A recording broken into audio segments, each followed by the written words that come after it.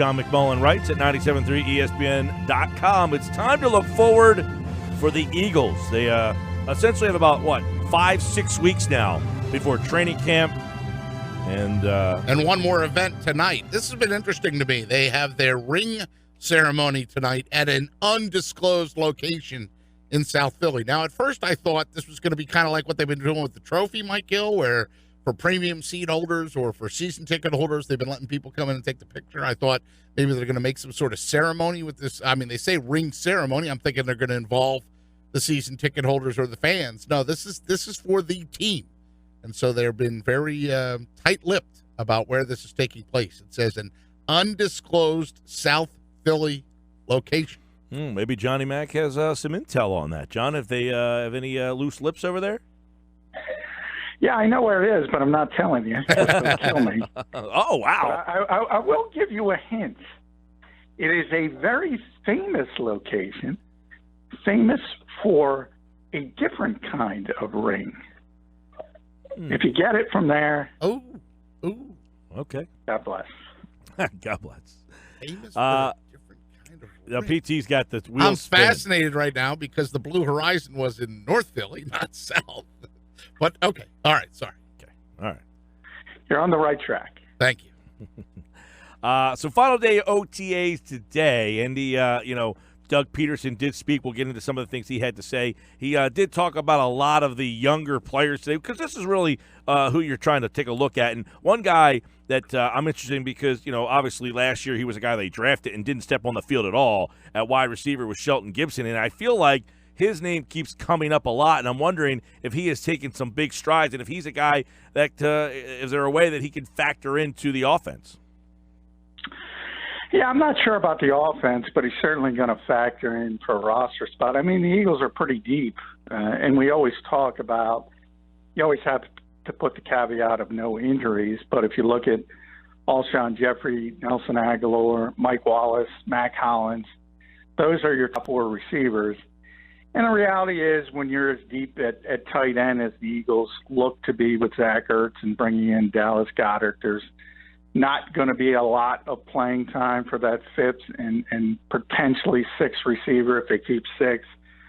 So special teams would be the more important aspect of that job, and that's one of the reasons Shelton has a leg up is because he turned into a good special teams player last year. In fact, when the season started, he didn't dress, and ultimately he began to dress because of his improvement on special teams and his ability to help there. So, and then you have to get better as a receiver in case you're needed, and that's where the improvement comes from. He wasn't asked to do a lot as far as running routes at West Virginia, and he admits he was thinking a lot last year during his rookie year. And that slowed him down, and he had a case of the drops. A lot of that, he believes, was because he was thinking too much, and he was worried about running the right route and doing the right thing. And now it's become more second nature to him, and I think that's why you see an improvement. Yeah, and the other guys you mentioned in your piece is Greg Ward and Rashard Davis. You mentioned there is a lot of depth on there at the wide receiver position, which is kind of interesting from where they were 2 years ago, which was abysmal at that spot. And I guess it's going to be a difficult task to make this team for some guys that are pretty good. Yeah, it is when you start looking at the numbers, and I just gave you the top four. I mean, Marcus Wheaton is here, and he's a good receiver. His issues have been injury related, and we'll see. But if he's able to stay healthy, he's really polished. He's ready to go. I mean, he can play. Did you say Wheaton? High level. Would you say Wheaton is better than Torrey Smith? Yeah, no question. Much more well-rounded receiver. I mean, Torrey was basically a one-trick pony. He was a deep threat, and he didn't do much else. And he didn't catch the football all that well or all that consistently. Great guy, great quote in the locker room, but he was a limited player. Wheaton is a far more well-rounded guy who can play inside, play outside. He might be the best route runner on the team. Doesn't have that kind of deep speed, but as far as being an all-around receiver, yeah, he's much better and much more accomplished and much more versatile. Since we're talking receiver, John, how about two guys? One guy who's a little bit of an unknown right now, and one guy who we knew what he gave last year, but we're not sure about his health. That's Mike Wallace coming in, and then Alshon Jeffrey, who can't practice yet, but what's his timetable? Well, I think Alshon is going to be ready for training camp, perhaps maybe a weekend or something of that nature. But he's been out on the field, not dressing. Yesterday had a long catch with Carson Wentz during team drills. They were just off to the side. And as I joked, he's got a pretty good left arm because, you know, he still doesn't have full range of motion back. But he should be ready to go pretty early in August, I would say. And he proved last year. I mean, if you think about it, I think some people were disappointed with Alshon Jeffrey because of his numbers last year. They were expecting a true wide receiver one, but remember, he played the entire season essentially with a torn rotator cuff, and he seemed to get better. Yeah. If anything, he had his best game in the Super Bowl. So you can imagine what a healthy Alshon Jeffrey is going to bring to your offense. How about the Nick Foles situation, the quarterback situation, the way those guys have gone through? That's just reps. That's just repetition. And the tennis ball drill. I know we never asked you about that. The Carson Wentz was out there dodging tennis balls. People were like, I thought the French Open was over. Yeah. Trying to replicate a pass rush with tennis balls. That kind of tells you about the all season when there's no contact. I think it's a little different. I've never played NFL quarterback, but I think when DeMarcus Lawrence is bearing down on you, it's a little bit different than a tennis ball. But they're trying to work on some footwork and just keep the guys sharp. And you try to think of inventive ways in the limitations you do have, and that was one that Press Taylor brought to the table. And, you know, he had the big sort of exercise balls earlier and just different ways to keep the guys engaged. John McMullen, the final Eagles OTA, Doug Peterson spoke today, and he was asked about when you look up and down the depth chart, anyone emerging. I know it's hard to find guys, but I always say, like, when you're on a field and there's a coach there, coaches are always looking for somebody to do something that will say, man, that guy was pretty good in June. I can't wait to see what he looks like in April. Or, excuse me, August. Yeah, I mean, this offseason, more than most, I think most off seasons are about the younger players, but this even more so for the Eagles because they do have so many veterans that are banged up. And that meant extra reps everywhere for the younger players. And that's a good thing because you're trying to gauge where they are, if they've improved. Obviously, if they're rookies, you want to get them up to speed as quickly as possible. And the veterans don't really need it all that much. And you know, it's kind of almost a silver lining that guys like are still coming back from injuries like Carson and Jason Peters and Jordan Hicks and Darren Sproles, that they're not doing extra work because maybe they'll have more in the tank when the real bullets start flying. There's an interesting question that was asked about the receivers, you know, kind of working with Foles as the number one, and then how they have to try to, you know, switch over to Wentz at some point. That is going to be an interesting kind of dynamic, I guess, working with Foles with the ones for so long, and when Wentz is going to be able to kind of take over the ones, yet not playing preseason games. Yeah, and I think, you know, I've said from the start, practice is going to be more important for Carson Wentz in that standpoint. And if he's cleared for team drills and he's cleared for contact, I think it's important to get him a week or two of practice. And Doug kind of said if that is the case and he's cleared medically, you know, he'll start splitting first-team reps, similar to what he was doing the first year he was here when he had 3 different quarterbacks and he was trying to get everybody up to speed. So He's going to prepare for the worst, and that's to get Nick as prepared as possible if he does have to start. And if Nick is cleared by week one, Carson is cleared by week one, hey, you go with the superstar. When people talk about chemistry with receivers, and I point to Green Bay, when you see the chemistry between Aaron Rodgers and all of his receivers over the years, whether the Jordy Nelson types, Greg Jennings before that, look, he's got chemistry with them all. And the chemistry you have to worry about is with the backups. When Brett Hundley is forced in, that's when you got to worry about chemistry. Carson is so good that will come. Yeah, and yesterday Carson kind of said, it sounds like Carson is I'm just waiting for them to clear me. I'm ready to go. I'm just waiting on them. He sounds like he's itching to get out there, right? I mean, the comment I heard from him was just kind of as soon as they give me the green light, I'm ready. In other words, I think I'm ready to go. They're just being pretty cautious with me. Yeah, that's his mentality. He's not ready to go. He could not play in an NFL game from a medical standpoint. Just as I said, there's a certain amount of time with that operation that you need to heal your body, and it's got nothing to do with working harder.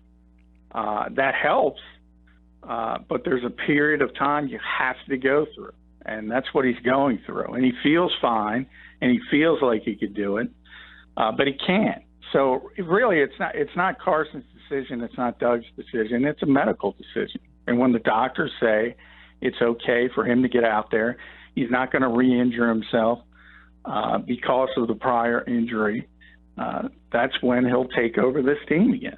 John McMullen with us, our 97.3 ESPN Eagles insider. So, John, this offseason, of course, is unlike any other. This is uncharted waters. The Eagles are the defending Super Bowl champions. How does Doug say they've handled the offseason and now the fact that they're into June and mandatory, and then they've got the break going into training camp?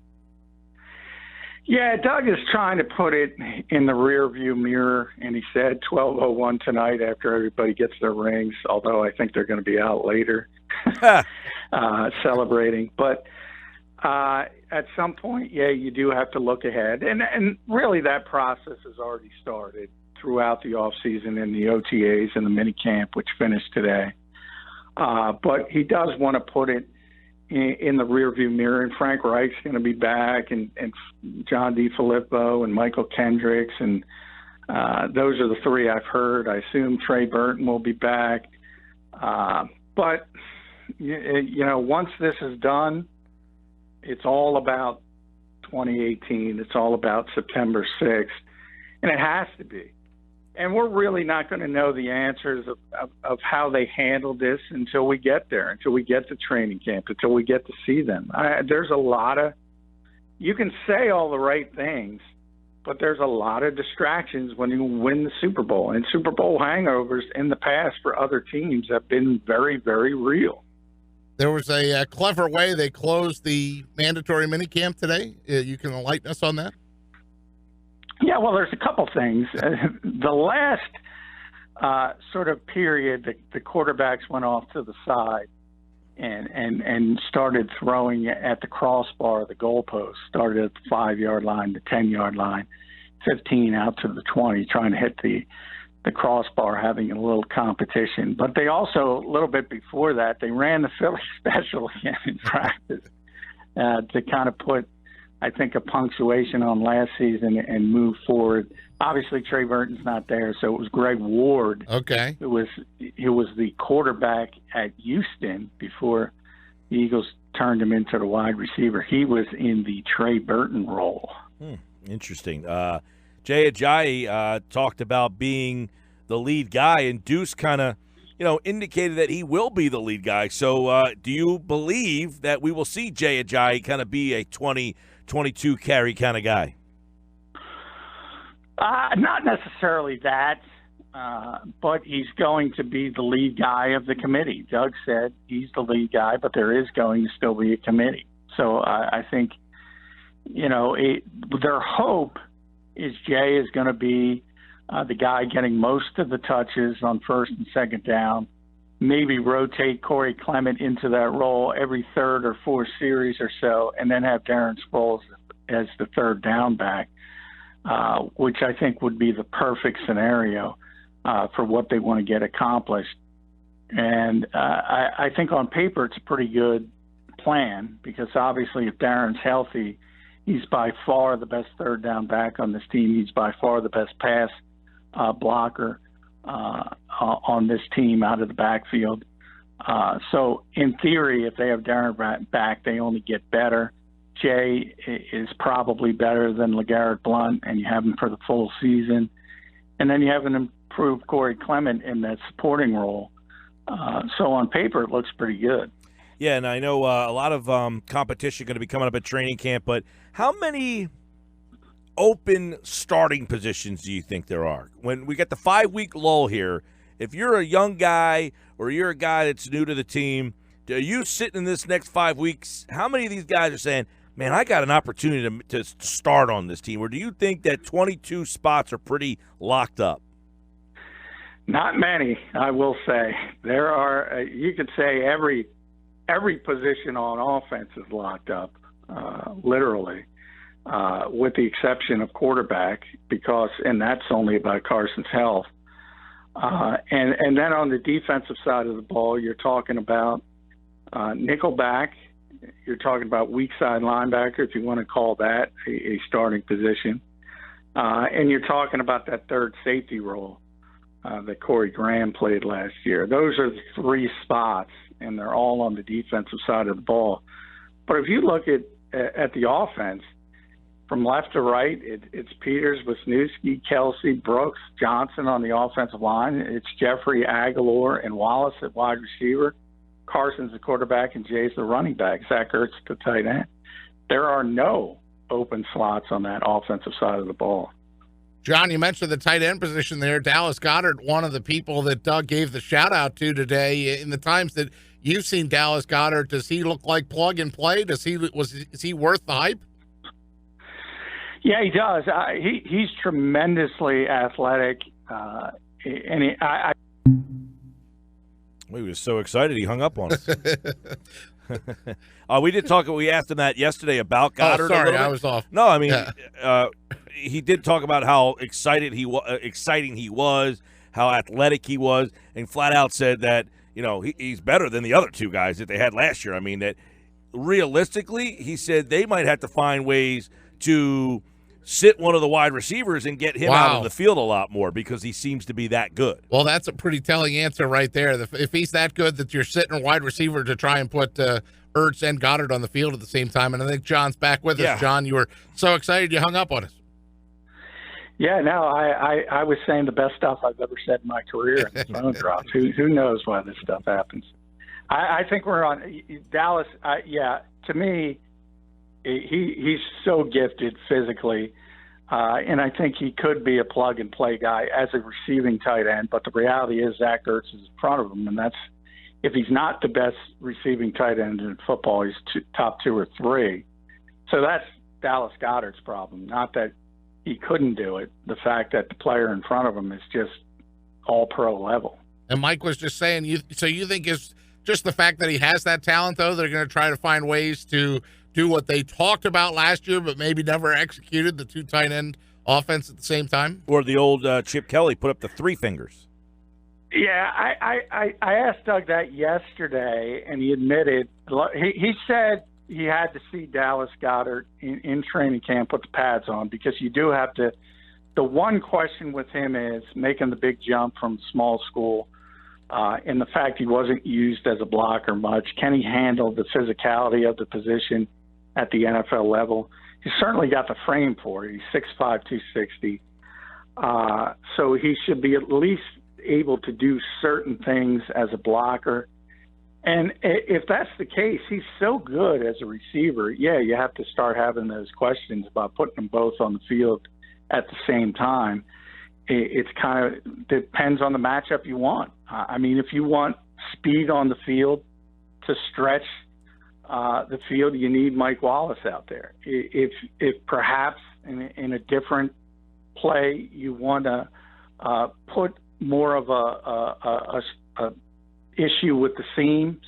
You can imagine Zach Ertz and Dallas Goedert running down the seams on both sides, what that might do to a free safety and a strong safety on a particular play. So I think a lot of it will involve game plan and specific plays and what they're trying to get accomplished. But, yeah, I mean, they're going to have so many good skill position players. Certain guys are not going to be able to get the football, and that's not necessarily a bad thing. It's because you have so many options. John, one bold prediction of a guy who will make the team based on your short amount of time of seeing them at OTAs. It's going to be the guy I've mentioned a lot, and that's Devontae Ballsby, the cornerback who spent most of the offseason in Patrick Robinson's old nickelback slot. I don't, remember Sidney Jones missed the last 5 practices. He's so talented. If he's healthy, I think he's going to be able to get on the field at some point, whether it's outside, inside. If he's what we expect he is, right, you're going to find a way to play him. But Ballsby has played his way into a roster spot, and everybody's raved about him, from Jim Schwartz to Corey Unlin to Doug Peterson on down. And Corey Unlin even said, look, throughout this entire offseason, nobody's made more plays in the secondary than Devontae Ballsby. All right. Very talent-filled wide receivers. And having good wide receivers should make the secondary even better, and vice versa. So, it should be interesting when training camp comes. 5 weeks from now, we will have training camp. We'll have plenty of NFL news and notes throughout the next couple of weeks with Johnny Mack here on the Sports Bash. He appeared via the Boardwalk Honda Hotline. Thank you, John. Hey, thank you, guys.